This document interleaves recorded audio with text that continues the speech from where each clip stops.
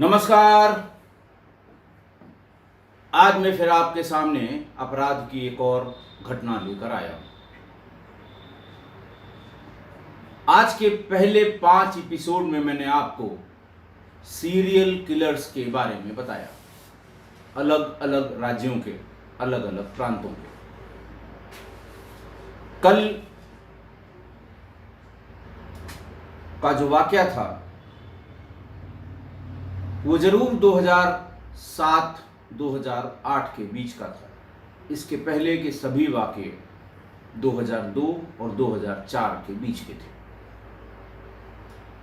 आज का भी जो वाकया है वो भी 2007, 6 और 7 के बीच का है। 19 अक्टूबर 1999 को बेंगलोर के हॉस्कोटे,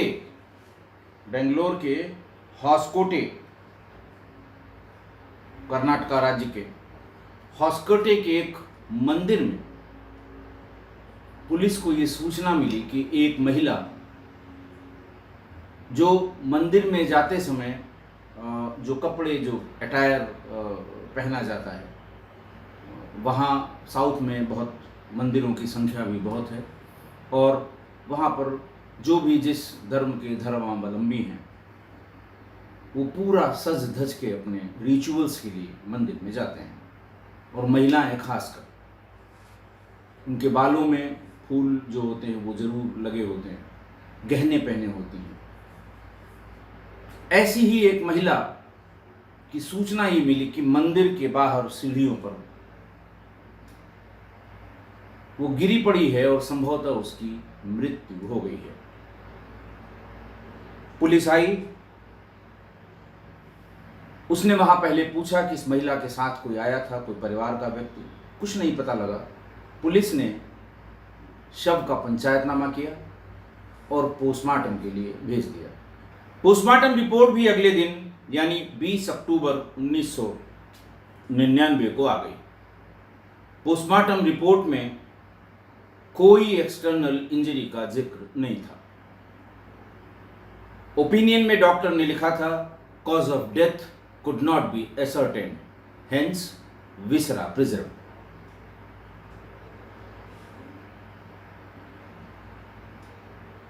जैसा सब जगह है वैसा ही कर्नाटक में विसरा की रिपोर्ट आने में थोड़ा समय लगता है।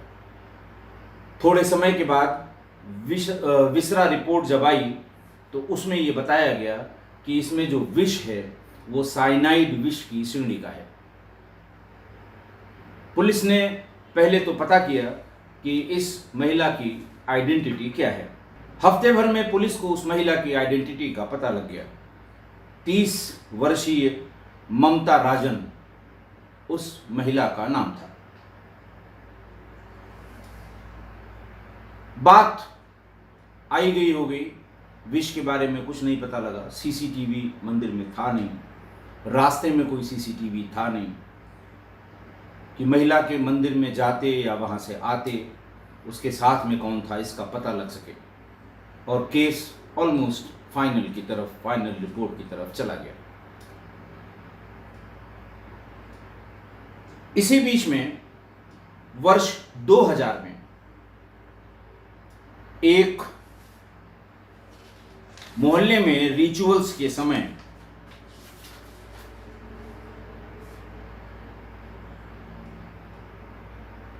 जो महिला रिचुअल्स कराने आई थी, कोई पूजा पाठ जैसी कोई बात, तो बेंगलोर के बिडाली पुलिस को ये सूचना आई कि हमारे घर में पूजा पाठ करने के लिए जो महिला आई थी उसने गहनों की चोरी की है, घर के वैल्यूएबल्स की चोरी की है। पुलिस मौके पर पहुंची और महिला के पास से चोरी किए हुए जेवर बरामद हुए। ट्रायल हुआ और महिला को 6 माह की सजा हो गई। महिला ने पूरी सजा काट के और उसके बाद फिर वो 2000 में बाहर आ गई। महिला का नाम केडी केपम्मा था और वो केपम्मा बेंगलुरु के पास कगालीपुरा गांव की रहने वाली थी। उसने बताया कि उसके पति का नाम देवराज है, जो गांव में ही टेलरिंग का काम करता है और उसकी 3 बच्चियां भी हैं। लेकिन पति से अनबन के कारण उसने अपना घर छोड़ दिया है। छोटी छोटी जगहों पर वो डोमेस्टिक सर्वेंट की तरह काम करती है, ऐसा उसने अपने कन्फेशन में बताया। 6 महीने की सज़ा पूरी करने के बाद वो वहाँ से बाहर आ गई। फिर उसने छोटी छोटी जगह अपना काम शुरू किया। यहाँ ये बात गौर करने की है कि 1999 में 19 अक्टूबर 1999 को जिस महिला ममता राजन की बॉडी टेम्पल में मिली थी, उसको कोरिलेट करने का इससे या उससे आगे बढ़ाने का कोई काम स्थानीय पुलिस ने नहीं किया। 2007 तक सब चीजें सामान्य रूप से चलती रहीं। 2007 में 10 अक्टूबर 2007 को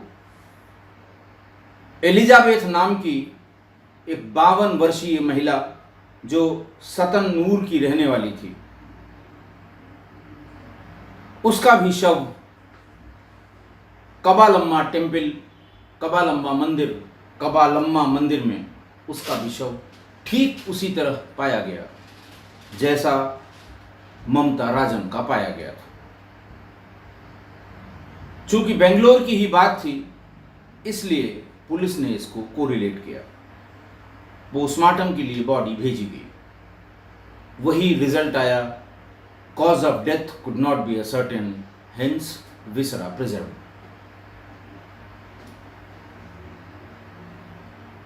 पुलिस अभी सांस ले पाती। इसी बीच में अक्टूबर 16 या 17 को यशोधम्मा नाम की 60 वर्षीय महिला का शव सिद्धगंगा मठ क्याता संद्रा में पाया गया। सिद्धगंगा मठ क्याता संद्रा में 60 वर्षीय महिला यशोधम्मा का शव मिल गया, ठीक उसी तरह मंदिर के भीतर जैसे एलिजाबेथ और ममता राजन का पाया गया था। पुलिस के अब कान खड़े हुए। पुलिस ने जल्दी जल्दी जो विसरा था उसकी जांच का प्रयास कराया, उसकी प्रायोरिटी फिक्स कराई और उसकी भी जांच रिपोर्ट आ गई।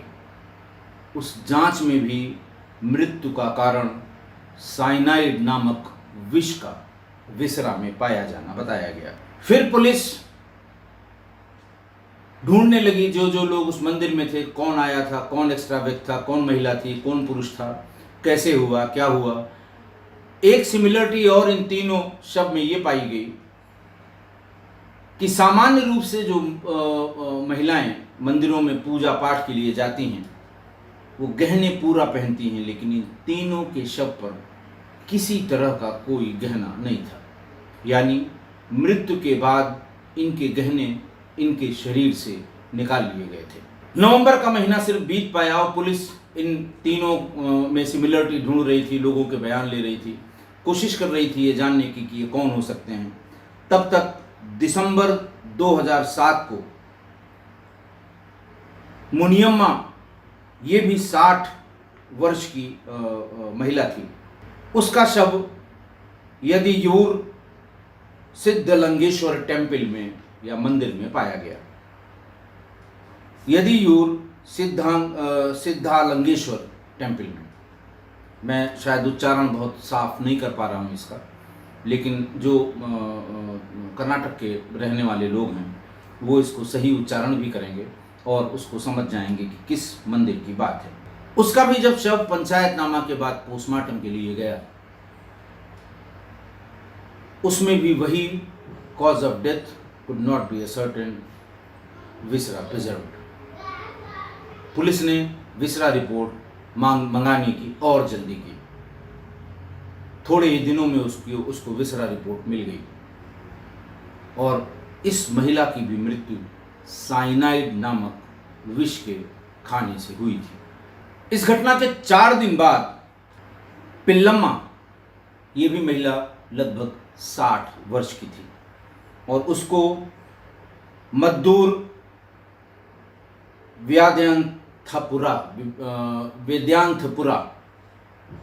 मद्दूर वेदांतपुरा के एक बड़े मंदिर में इस पिल्लामा जो महिला थी, इसका भी शव पाया गया। वही बात पोस्टमार्टम में इस महिला के शव में भी, विसरा की रिपोर्ट में भी आई।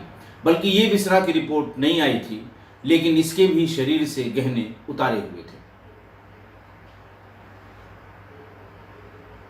उसके बाद फिर 1 हफ्ते बाद एक 30 साल की महिला नागावेनी,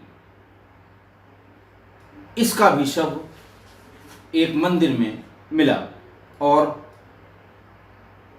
इसकी विसरा की रिपोर्ट नहीं आई थी। लेकिन तब तक पूरे कर्नाटक में यह हल्ला हो गया कि बुजुर्ग महिलाओं को विष देकर मारा गया है। और थोड़ा थोड़ा लोगों के डिस्क्रिप्शन से ये भी पता लगा कि किसी महिला ने ही इनको जहर देकर मारा है।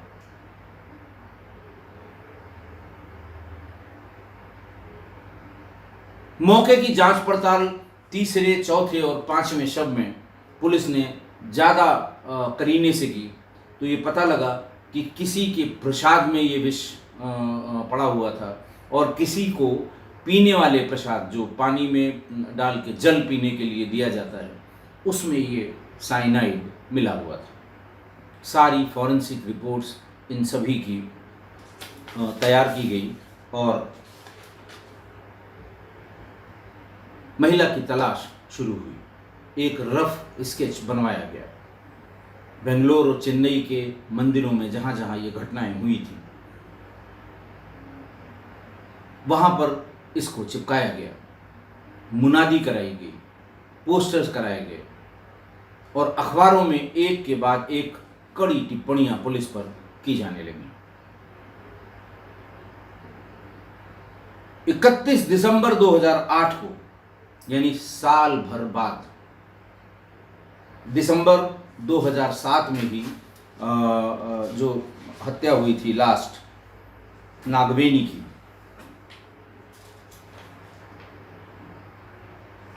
उसके साल भर बाद यानी 31 दिसंबर 2008 को एक बस स्टैंड पर एक महिला पुराने मोबाइल फोन और ज्वेलरी बेचने की कोशिश कर रही थी। बस स्टैंड पर ऐसे किसी व्यक्ति ने उस ज्वेलरी को पहचाना जो उसके मां की थी। उसने वहीं से पुलिस को फोन किया कि एक महिला बस स्टैंड पर पुराने मोबाइल फोन और जेवरात बेचने की कोशिश कर रही है। पुलिस ने उसको अरेस्ट किया महिला पुलिस के माध्यम से और थाने पर ले गई।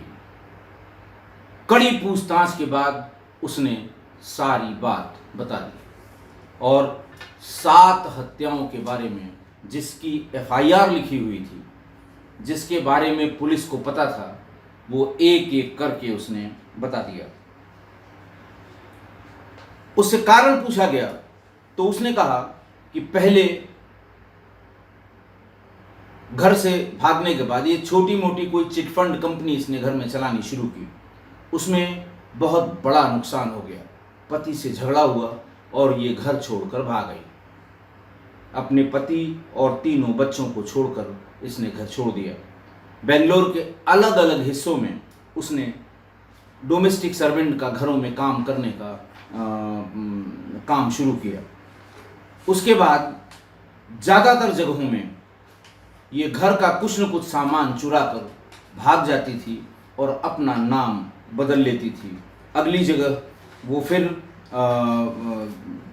उसी काम में, उसी डोमेस्टिक उसके काम में लग जाती थी। अंत में ये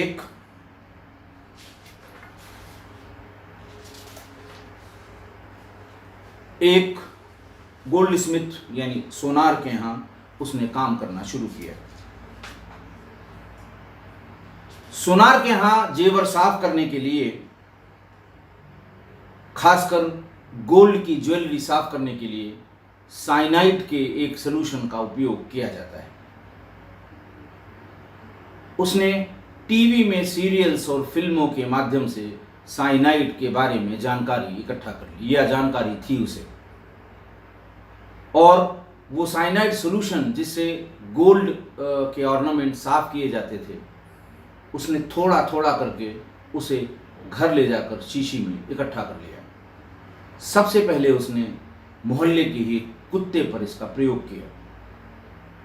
कुत्ता साइनाइड खाने के 20-25 मिनट बाद ही गिर पड़ा लड़खड़ा के, और उसके बाद फिर नहीं उठा। वो खुशी से झूम उठी कि ये काम करता है, इसका हम इस्तेमाल करेंगे। वो आसपास के मंदिरों में सज धज के जाया करती थी। वहां वो बैठ के ऐसी महिलाओं से बातचीत शुरू करती थी जो किसी न किसी वजह से परेशान है। फिर उनसे पूरी बात करने के बाद वो उनको ये बताती थी कि तुम्हारी इस समस्या का समाधान मंडल पूजा से मैं करा दूंगी। बातचीत में वो उनको ऐसा पोर्ट्रे करती थी कि वो एक साध्वी महिला है, या उसे जो इस तरह के पूजा पाठ के जो नित्य क्रियाएं हैं, जो पूजा पाठ की क्रियाएं हैं, उनकी बड़ी अच्छी नॉलेज है। परेशान आदमी मंदिर में बार बार जाता था और उसको वो ल्योर कर लेती थी कि फला तारीख को फला मंदिर में सारा पूजा का, जैसे पूरा अपना गहने पहन के सज के धज के जैसे पूजा में लोग जाते हैं वैसे आ जाना। उनसे पूजा कराती थी और उसके बाद प्रसाद के साथ वो जल पीने के लिए देती थी। जल पिलाते समय वो नाक को अपनी उंगलियों से बंद कर लेती थी कि ये मंडल पूजा की एक क्रिया है। जल पिलाने के 10 मिनट के बाद वो उसे चुपचाप सीढ़ियों से निकालकर, या 5 मिनट के बाद सीढ़ियों से निकाल के बाहर की तरफ जाती थी। 10, 15, 20 मिनट में महिला बेहोश होने लगती थी। उसे पास के किसी बैठने की जगह पर बिठाकर धीरे धीरे करके उसके सारे जेवर उतार लेती थी, या अगर उसके पास बैग है उसमें कुछ कैश पड़ा हुआ है वो कैश निकाल लेती थी।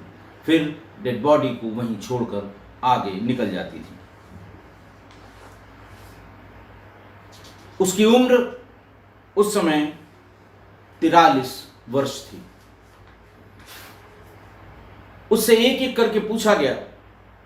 उसने अपने सारे विक्टिम्स के बारे में, किसको कहाँ मारा, किस तरह मारा, उसने बताया। उसने सबसे पहली विक्टिम 30 साल की ममता राजन के बारे में ये बताया कि उसके बच्चे नहीं हो रहे थे। वो अपने बच्चे होने के लिए या बच्चे के लिए वो प्रेयर करने या पूजा करने जाती थी। धीरे धीरे बातचीत करने में उसने पता कर लिया कि हम तुम्हें मंडल पूजा तुम्हारी करा देंगे और तुम्हें जरूर पुत्र रत्न की प्राप्ति होगी। फिर उसे उसी मंदिर में बुलाया और हुसकोटे के मंदिर में बुलाया और वहाँ उसे प्रसाद में जहर, ये साइनाइड खिलाकर और उसके बाद छोड़कर चली आई। ये पहला वाकया था जब पुलिस को ये पता लगा था कि इसमें साइनाइड का प्रयोग किया गया है। दूसरे प्रयोग के समय जब वो दूसरी महिला ने उसे अपने घर पर ये पूजा परफॉर्म करने के लिए कही और जब उसने घर के कुछ जेवरात चोरी कर लिए तो 2000 में पुलिस ने पकड़ लिया। ट्रायल हुआ, जेल में रही, काफ़ी दिनों जेल में रही और ट्रायल के बाद फिर 6 महीने की सजा इसे सुनाई गई। 6 महीने की सजा भुगत कर ये बाहर आ गई। इस पूरी प्रोसेस में 3-4 साल लग गए। फिर 2007 में इसने 10 अक्टूबर से 18 दिसंबर के बीच 5 और महिलाओं की हत्या कर दी। जेल से छूटने के बाद, अपना पूरा सेंटेंस पूरा करने के बाद, पहली हत्या जैसा मैंने आपने बताया एलिजाबेथ की थी, जिसकी उम्र 52 साल थी। ये सतनपुर की रहने वाली थी। उसको ये कष्ट था कि उसकी ग्रैंड डॉटर गायब हो गई थी, मिसिंग थी, जो मिल नहीं रही थी। वो बार बार मंदिर में ये प्रे करने के लिए या पूजा करने के लिए या ईश्वर से मांगने के लिए जाती थी कि मेरी ग्रैंड डॉटर मेरी नतनी मिल जाए। रोज रोज जाते जाते केडी केम्पम्मा इसने उसको ल्योर किया और ये कहा कि कबालम्मा मंदिर में तुम तैयार होकर फला तारीख को आना, मैं पूजा करा दूंगी, तुम्हारी बच्ची मिल जाएगी। और वहीं पर उसे वो साइनाइड का जल पिलाकर उसकी हत्या कर दी और उसका सारा गहना और सामान लेकर चली गई। अगला उसने 4-5 दिन बाद, जैसा मैंने बताया, यशोधम्मा जिसकी उम्र 60 साल थी, उसको सिद्धगंगा मठ क्याता संद्रा में दिसंबर 2007 को इसी तरह से विष पिला दिया। वो महिला अस्थमा से पीड़ित थी। अस्थमा से होने वाली परेशानी से परेशान होकर घर वाले उसकी उतनी मदद नहीं कर पा रहे थे। केम्पम्मा ने उसको ये बताया कि बहुत आसान है, इसकी हम पूजा कर देंगे और तुम्हारा अस्थमा ठीक हो जाएगा। वो बेचारी अपना पूरा गहना और सब पूजा का सामान सब लेकर आई। उसको प्रसाद में साइनाइड मिलाकर उसने खिला दिया और उसका सब कुछ लूट दिया। इसके 4-5 दिन बाद फिर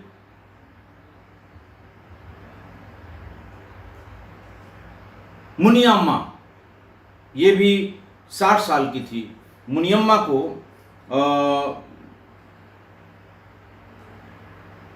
भी इसी तरह से उसने यादयूर सिद्धलिंगेश्वर टेम्पल में मार दिया। उसके साथ ये दिक्कत थी कि उसे सिद्धि प्राप्त करनी थी, ऐसी सिद्धि जिससे हम जिसको छू लें। ये वहाँ के हो सकता है स्थानीय जो किताबें इस तरह की मिलती हैं जिसमें किंवदंतियाँ होती हैं, उसमें लिखा होगा कि फलां को ये सिद्धि प्राप्त थी, जिसको छू ले उसकी बीमारियाँ दूर हो जाती थी। केडी केम्पम्मा ने उसको ये बताया कि मैं ये पूजा मंडल पूजा करा दूंगी तो तुम्हें ये सारी सिद्धियां प्राप्त हो जाएंगी। और मुनियम्मा को उसने इसी तरह जहर देकर मार दिया। 2-3 दिन बाद अगली 60 साल की महिला पिल्लम्मा, उसको उसने मद्दूर व्यादनंतपुरा वहाँ के टेम्पल में मार दिया, जबकि वो हेब्बल मंदिर की पुजारी थी। उसने उससे कहा कि मंदिर में एक नया आर्च बनवाने का पैसा मैं दूंगी, मैं ये मंदिर में आर्च बनवाऊंगी, बड़ा खूबसूरत आर्च बनवाऊंगी ताकि लोग यहाँ आ सकें। इसी तरह उसको बरगला कर उसे पूजा करा के उसे प्रसाद में, दूसरे मंदिर का प्रसाद बताकर प्रसाद में साइनाइड खिला दिया और उसकी डेथ हो गई। अंतिम अरेस्ट होने के पहले अंतिम जो इसकी अंतिम टारगेट थी वो 30 साल की थी नागावेनी। इसका पति दुबई में काम करता था, इसके भी बच्चे नहीं हो रहे थे।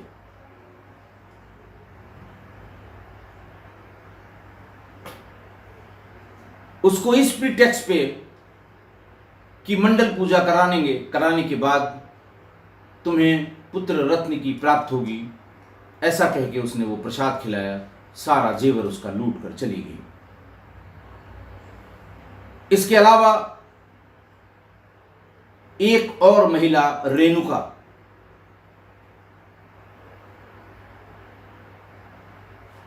उसकी भी डेड बॉडी इसी तरह से मिली थी, लेकिन पुलिस ने उसमें फाइनल रिपोर्ट लगा दी। हालांकि जो प्रोफाइल डेड बॉडी मिलने के बाद उसके घर वालों ने बताया था वो पूरी तरह से किम्पम्मा से मिलता था। 22 साल की रेणुका की उसने हत्या कर दी थी। रेणुका अपने बहन के यहाँ रहा करती थी। उसके पति ने, जो बाहर कहीं रह के नौकरी करता था, उसने पुलिस को लिखाया था कि 7 दिसंबर 2006 से वो गायब है। आने पर पता लगा कि उसने लिखाया था 29 दिसंबर से, आने पर पता लगा कि वो 7 दिसंबर से गायब है। इसके अलावा 5 और अन्य गिरफ्तारी के बाद जब इसने ये सब बताया, उसके बाद इसे साइनाइड मल्लिका के नाम से पुलिस भी, पब्लिक भी, अखबार भी और टीवी भी साइनाइड मल्लिका के नाम से बुलाने लगी। और ये साइनाइड मल्लिका के नाम से ही आपको सारे सोशल मीडिया पर मिल जाएगा।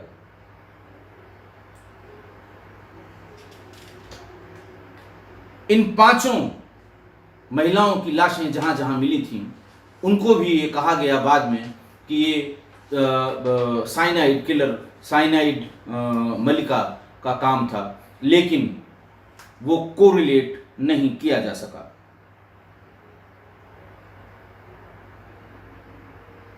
– 2008 में पकड़े जाने के बाद कुल 7 मर्डर्स, जिसकी FIR बॉडी मिलने के तुरंत बाद लिखाई गई थी, जिसमें साइनाइड यानी विष पाया गया था, उस 7 मर्डर्स पे ट्रायल शुरू हुआ।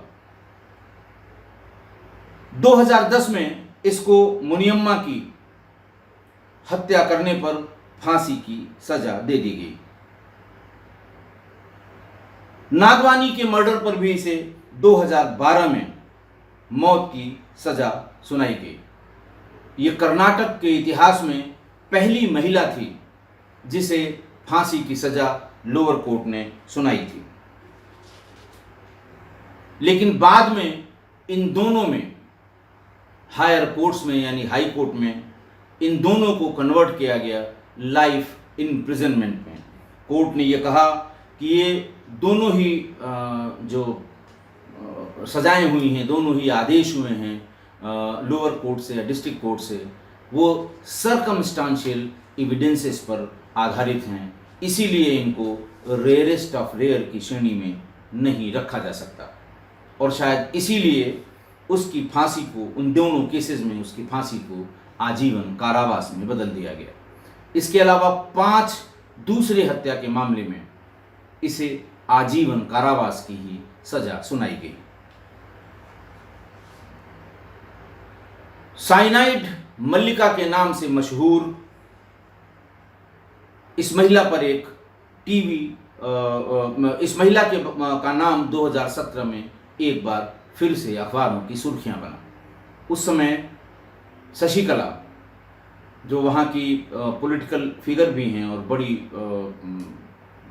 मशहूर टीवी फिल्म की कलाकार भी हैं, जो वहाँ की पूर्व मुख्यमंत्री की सहायिका भी थी, वो जिस बैरक में बंद थी उसके ठीक बगल वाली बैरक में ये साइनाइड मल्लिका भी रहती थी। बाद में शशिकला ने बताया कि नहीं, उससे मुझे कोई थ्रेट नहीं था। वो जहाँ खाना बढ़ता है उसका खाना लेकर आती थी। उसको ये बुरा लगता था कि शशिकला लाइन में लग के, कैदियों की लाइन में लग के खाना ले रही हैं, लेकिन फिर पुलिस ने बंदोबस्त करके, ड्यूटियां लगा के उसका शशिकला के पास जाना बंद करा दिया। पुलिस को ये अंदाज़ा था या पुलिस को ये आशंका थी कि ये उसके साथ भी कोई ऐसी हेरा फेरी न कर दे, नहीं तो जेल में अगर इस तरह की कोई बात हुई तो अधिकारियों पर कड़ी कार्रवाई की जाएगी। अभी 2021 में 26 फरवरी को इस पर एक फिल्म बनी कन्नड़ा में, साइनाइड मल्लिका के नाम से, और मशहूर अभिनेत्री संजना प्रकाश ने केडी किम्पम्मा का रोल किया। लीड रोल उसी का था। इसके अलावा एक पॉडकास्ट जो ट्रू क्राइम, सत्य अपराध की घटनाओं पर था, खूनी, द क्राइम्स ऑफ इंडिया, उसमें भी, उस पॉडकास्ट में भी साइनाइड मल्लिका की कहानी को एयर किया गया, उसे सुनाया गया।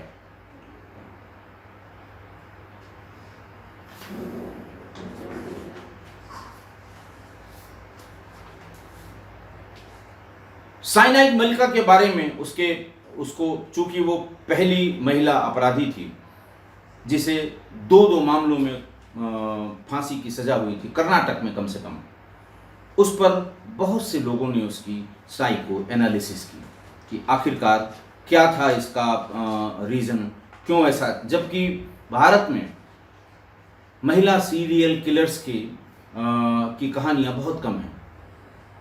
महिला सीरियल किलर्स के बारे में बहुत कम लोग जानते हैं। डॉक्टर रजनी जो जेल विभाग की साइकेट्रिस्ट हैं, मनोवैज्ञानिक हैं कर्नाटक राज्य की, उन्होंने एक ऑब्जर्वेशन इसी को दृष्टिगत रखते हुए साइनाइड किलर को ये कहा कि most women who commit murder in India have been married before the age of 18। यानी ज़्यादातर ऐसी महिलाएं जो हत्या के अपराध में पकड़ी जाती हैं, वो उनकी शादी 18 वर्ष से कम उम्र में कर दी जाती है और फिर उनके साथ खराब वैवाहिक संबंध, जो सेक्सुअल एब्यूजेस हैं, वायलेंस और पावर्टी के, गरीबी के कारण उनके अंदर ये हत्या करने की टेंडेंसी बन जाती है। लेकिन साइनाइड मल्लिका ने अपने कन्फेशन में ये बताया कि नहीं, मेरी न तो शादी 18 से कम की उम्र में हुई थी, न मुझे घर में कोई परेशानी थी। मैं घर छोड़ के इसलिए आई क्योंकि चिट फंड जो मैं चला रही थी उसमें इतना हैवी लॉस हुआ कि हम लोगों का सामना नहीं कर पा रहे थे, इसलिए घर छोड़कर भाग गए। दोबारा जाने की कोशिश की, मेरे पति ने मुझे घुसने नहीं दिया कि तुम्हारी वजह से मैं और मेरे बच्चे बहुत परेशान हुए हैं। आज की घटना, लगातार 5 सीरियल किलर्स जो मेल थे, जो पुरुष थे, उनके बाद आज एक महिला सीरियल किलर के बारे में मैंने आपको बताया। बहुत ही प्रसिद्ध साइनाइड मल्लिका के नाम से ये सीरियल किलर थी। महिलाएं सीरियल किलिंग करें, एक के बाद एक करें, तो इसको ये बात गले से उतरती नहीं है, इसीलिए इस पर बहुत ढेर सारी रिसर्च की गई। ऐसी ही एक रिसर्च एक प्रोड्यूसर हैं जिनका नाम है सेलिना सेठ। सेलिना सेठ ने इसकी एनालिसिस की है। उन्होंने ये बताया है कि इस तरह की दो और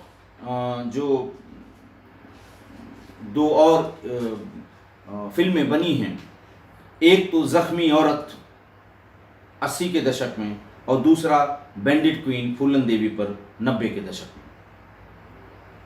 उनको इस तरह से फिल्म में दिखाया गया है कि लोगों की सहानुभूति उनकी तरफ होगी। उनके साथ बहुत अत्याचार हुआ था, उनके साथ क्राइम की किताबों में क्या जो लिखा है वो क्या नहीं हुआ था, और उसके रिवेंज में उन लोगों ने इतनी हत्याएं की। और सिनेमा देखने वालों ने या उस कैरेक्टर में जो ज़्यादा भीतर तक गए, वो उस महिला में देवी और काली का रूप देखने लगे। उनका ये कहना है कि इसीलिए महिला सीरियल किलर्स पर स्टोरी या फिल्म शायद कोई बनाने की हिम्मत कम करता है, क्योंकि अगर मल्लिका के सही साइनाइड मल्लिका के सही कैरेक्टर को या सही बात को दिखाया जाएगा तो सिर्फ वो एक नेगेटिव कैरेक्टर होगा, क्योंकि वो सिर्फ पैसे और गहने के लिए, अच्छी लाइफ जीने के लिए महिलाओं की हत्या करती थी। रिवेंज का कोई एंगल इसमें नहीं था। ट्रायल के दौरान भी जब इस 8 हत्याओं के का ट्रायल हुआ था, तब भी इसको साइनाइड मल्लिका के नाम से ही अदालतों में और अखबारों में बताया जाता था। इसके अलावा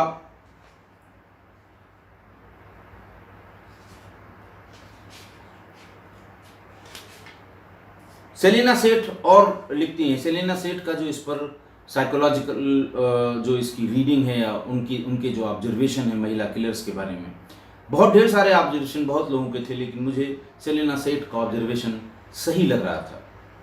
उनकी जो रीडिंग है महिला साइको किलर्स के बारे में, वो मुझे थोड़ा बहुत ऐसा लग रहा था कि वो उनकी जो सोच है वो सही दिशा में है। उन्होंने इसमें ये भी लिखा है कि अनुराग कश्यप के रमन राघव 2 जो रमन्ना पे आधारित था, वो मेल साइकी जो होता है, मेल उसको दिखाता है। वो बार बार ये कहती थी कि मेल सीरियल किलर्स पर बनाई गई फिल्मों के बारे में लोग उसे देखना चाहते हैं, उसको एंजॉय करते हैं, वो लाइकेबल कैरेक्टर माना जाता है। लेकिन अगर यही महिला के साथ किया है तो ये अनलाइकेबल कैरेक्टर है, जिसको कोई भी टीवी का प्रोड्यूसर या कोई भी व्यक्ति जो इंडस्ट्री में है वो पसंद नहीं करेगा। वो लिखती हैं सेलिना सेठ कि 1999 में उन्होंने टेलीविज़न की एक क्राइम सीरीज शुरू की, महिला क्रिमिनल्स पे, जिसमें सबसे पहले एपिसोड में उन्होंने महाराष्ट्र के उन गावित सिस्टर्स का जिक्र किया।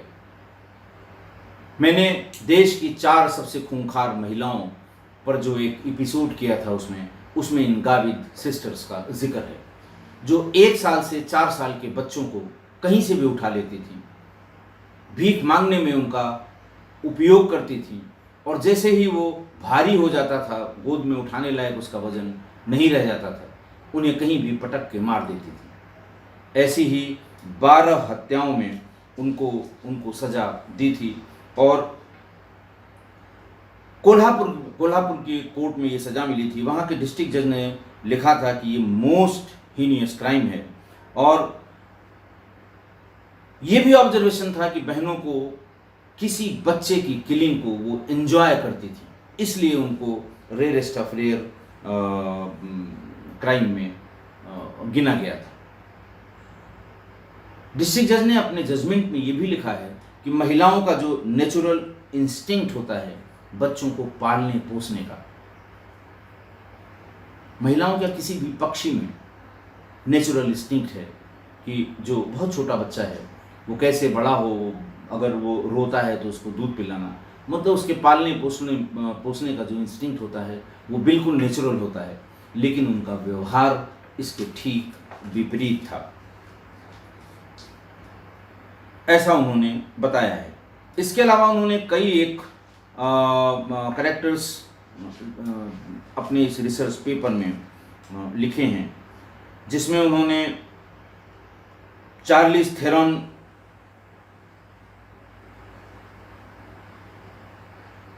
जो मॉन्स्टर फिल्म में जिसने रोल किया था, एलिन वॉर्नोस का, जिसको वो कह रही थी कि वो लेस्बियन मर्डरर थी, उस पर आधारित था। और ये भी बताया कि उसके इस अपराध पर उसे फ्लोरिडा के स्टेट प्रिजन में 2002 में जहर का इंजेक्शन देकर फांसी की या मौत की सजा सुनाई गई थी। फिर उनका कहना है सेलिना सेठ का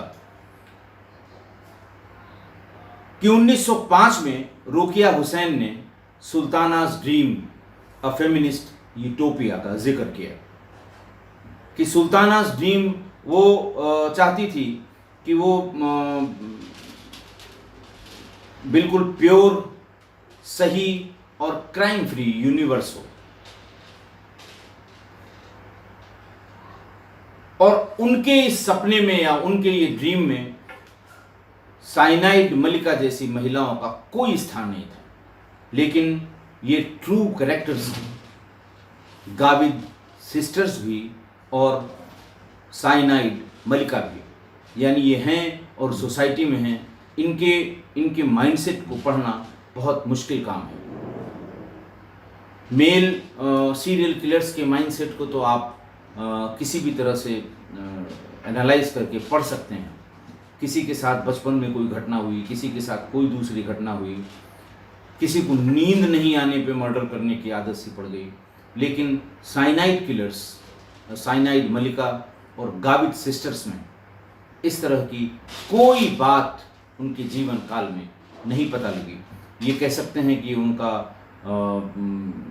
इंस्टिंक्ट ही है, किलिंग इंस्टिंक्ट्स किसी किसी महिला में अगर आ जाए तो वो कितना खतरनाक हो जाती है।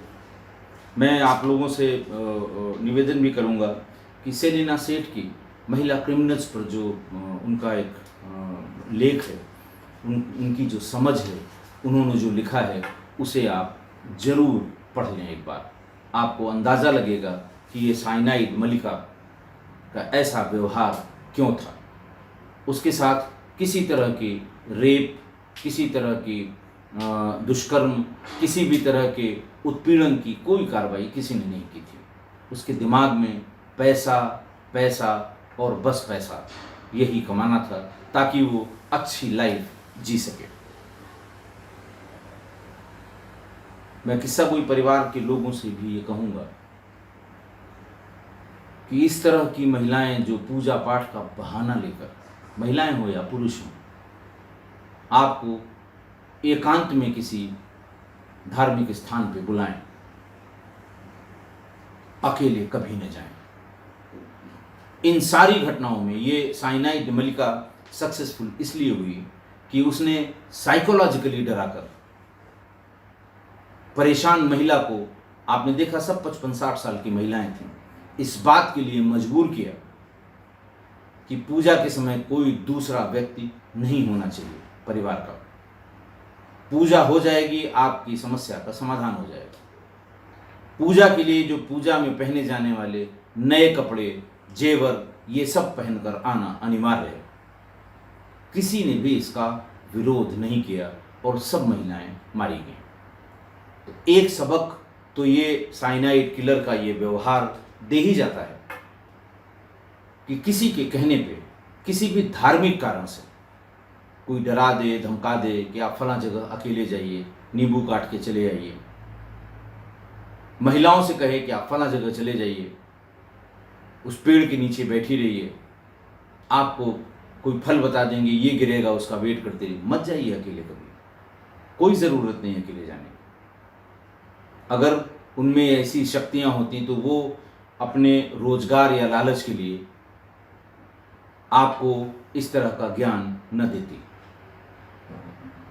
कि चलिए हम पूजा करा देंगे।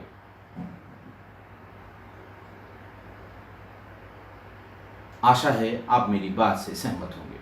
आज के लिए इतना ही। बहुत बहुत धन्यवाद।